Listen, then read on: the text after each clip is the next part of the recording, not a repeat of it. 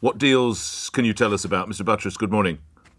Good morning, Nick. So today, obviously, we're announcing Help for Households, which is the government initiative, obviously, to help where we can over the next 6 months around four key pillars, which is summer holidays, back to school, the autumn, and then Christmas retail. And today, we're announcing, obviously, deals with Amazon, with Asda, Sainsbury's, and we're really excited about, obviously, people coming to the site and seeing what's available to them.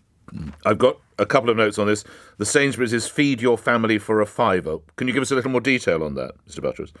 Yeah, so there's sort of two pillars to the campaign. One is to amplify some of the good work that British business is already doing, and the second pillar is obviously to try and do some new deals which help. And the Sainsbury's Feed Your Family for a fiver enables a family of four to go into a Sainsbury's and basically pick up their dinner, a healthy meal to cook at home for £5. And so Sainsbury's are actually extending that. So we're very pleased to be working with them and have been a really good supporter of Help for Households as we've developed the initiative over the last 4 weeks. But there are others, including Asda and Morrison's, who are helping kids over the summer holidays with a kid eats free in the case of Morrison's with a pay an adult, or a kid eats for a quid in Asda's cafes with an adult. So it's a really good way to support people at a tough time over the summer holidays when obviously school meals and stuff aren't available. What sort of meal is available for £5, Mr. Buttress? In Sainsbury's, so the Sainsbury's offer is that there's a selection of different meals that are available to us as consumers. So you can choose from the variety of offers that they have around the £5 meal deal. And it's a meal that you prepare, obviously, then at home. So it's something like you would add into your grocery basket like you would any other part of your shopping. I note there are other companies, Amazon and Vodafone. What sort of help might they be providing? Yeah, well, if you the purpose of Help for Households is to look at all areas. So it isn't just grocery. It's all areas of our cost in our lives. So we're trying to be really broad and think about what are the big areas of expense. So Vodafone, for example, you think about it, your mobile bill is probably somewhere between £35 and £50 a month on average. Vodafone are launching the £10, what they call Voxy tariff, which enables you for 10 quid on the social tariff to get unlimited calls and unlimited SMSs for £10. So we're very pleased to partner and promote that on the site, because if you think about all the array of costs we experience in our daily lives, if myself and the team here at Number 10 can do anything to mitigate some of those costs, then we're happy to bring in companies like Vodafone or in the grocery sector or indeed other sectors. So we're welcome to come and talk to us over the coming months as we shape into the autumn. How long do you think the cost of living crisis is going to last? Well, I think if we look at the next 12 months, Nick, without question, with inflation and the pressures that are existing, it's going to be, a challenging time, I think. I think we're all pretty clear about that. There's global challenges, as you know, around food costs, supply chain and fuel. And those things are going to be with us, certainly for the next 12 months. And I think as I think about this campaign and why I got involved, it's you can do two things when you're facing challenges like that. You can sort of let them happen, or you can rise to the challenge. And when I met with the Prime Minister, to come in and do this campaign, I saw a lot of energy and sort of real rigor to get something done and rise to that challenge. And so we're going to look with this campaign to, of course, we can't completely mitigate the challenge we're all going to face, but it's about helping where we can and working with British business to promote the best of what they're doing. It's interesting you would mention fuel, because that was going to be one of my questions. Do you think you would turn your attention to forecourt prices of unleaded and diesel?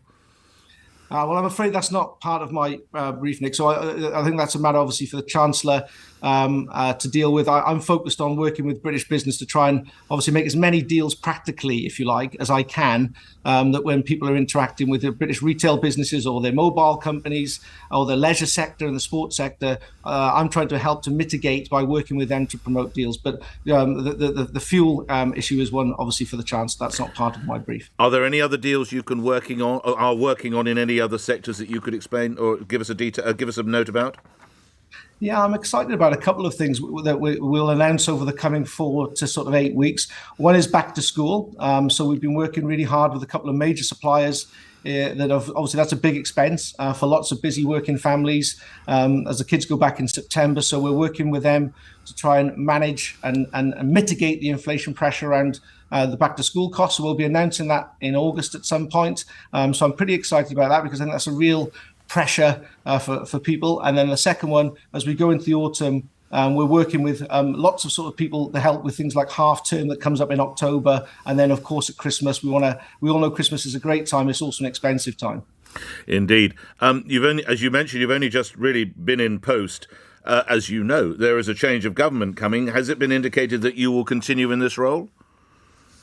Well, I think, I hope whoever the new Prime Minister is, will have the same sort of excitement and passion for this project, of course, as the current Prime Minister. And I'm sure they will, because as we just discussed, cost of living and the pressures of it, are very real. And help for households, I think, as you can see today, we've already got off to a decent start with lots more good stuff to come. So I'm very sure that the new PM, whoever it is, will be hopefully as passionate. And of course, Rishi Sunak, as you know, when he was Chancellor, obviously supported this scheme and the packages that sit within it. So I'm sure that'll be the case. Anything you think you can do in the back-to-school sector, Mr. Buttress? In about a month's time or so, a lot of parents have to buy shirts or blouses and skirts and trousers and indeed school shoes. Could a package be done there?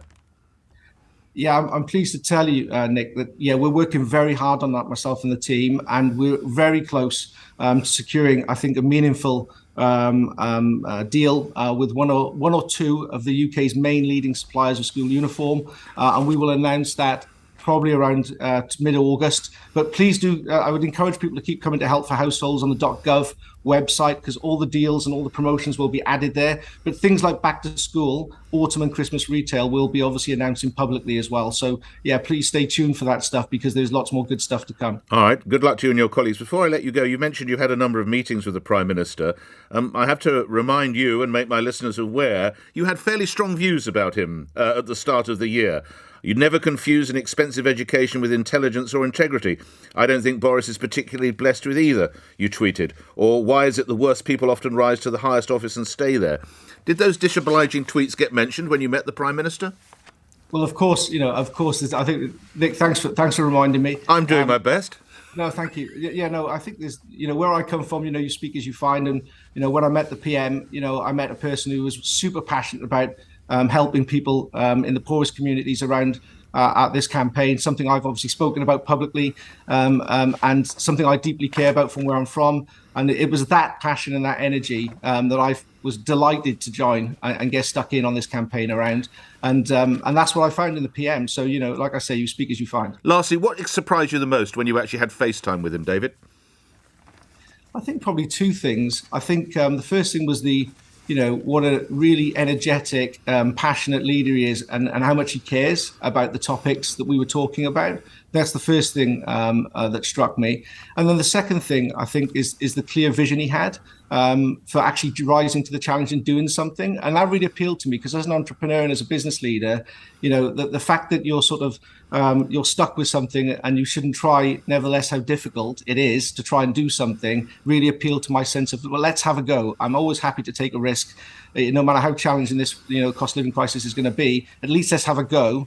And see what we can do to help. And that's the spirit that I saw, and that's the spirit that I personally felt, and that's why I'm trying to do what I'm trying to do. Well, the best of luck. If you can bring the enterprise you showed with Just Eat to this area, we're all going to benefit, and I'm grateful for your time. Thank you. David Buttress.